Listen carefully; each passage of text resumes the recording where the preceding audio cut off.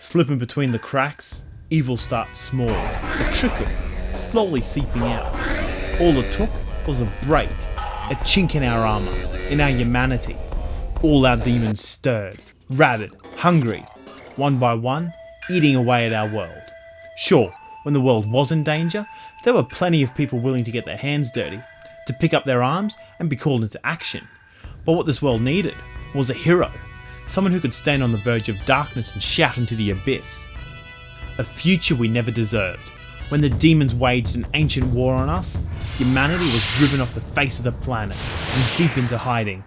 At every step, demons would surround you. We lived waiting for that ambush that would kill us. I still remember the first time I killed a demon. There were 3 of them, right? And they all tried to rush me. I remember cutting through them one at a time and watching them like stutter and steam and like sink back into the ground. Sengoku actually refers to a period of time in Japan when there was constant conflict, the Warring States period. So there used to be rumours of people being sucked into other dimensions, full of these strange abominations, demons and samurai warriors. I didn't believe it until I saw it for myself. This is where those demons were coming from. A whole army of them were being released into our world. There are constant reminders of humanity littering the backgrounds, the landscapes, constant in-your-face relics of a better world.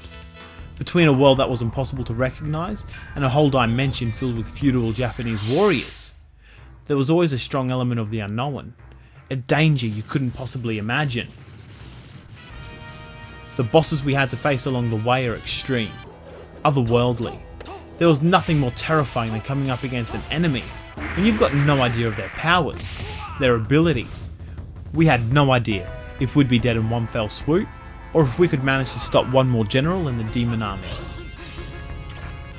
We were separated, alone, alienated, against an impossible force. But dudes, we were never abandoned. So many times when we cut through an enemy, an orb would rise. And this is how we armed ourselves with weapons, abilities, and for those of us who can remember the time, magic. The spirits were looking down on us, granting us powers, like powerful lightning and shocking blast of energy. Most importantly though, we could call out to the spirits and the warriors from other dimensions, legendary warriors summoned to Earth to help us defeat the demon hordes. Any demon would let out a shiver when suddenly, they're not fighting some guy from the 90s, they're fighting a samurai, a ninja, or, well, a dog.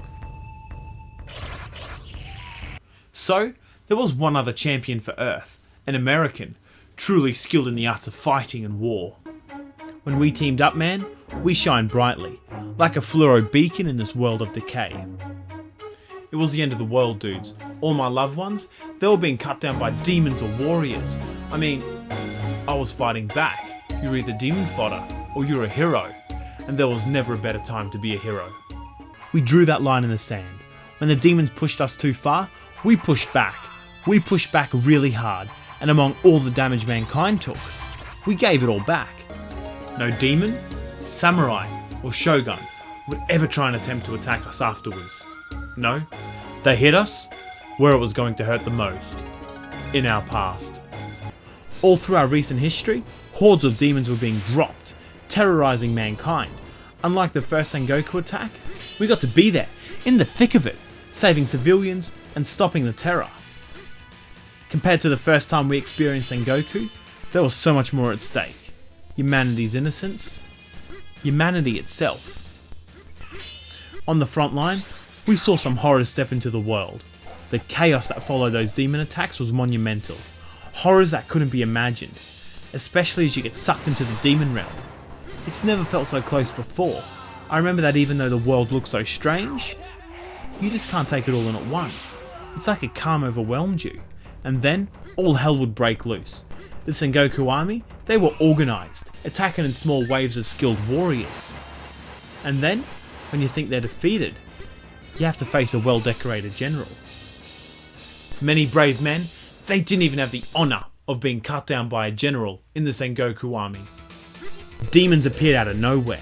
All across time, soldiers were being ambushed, slaughtered.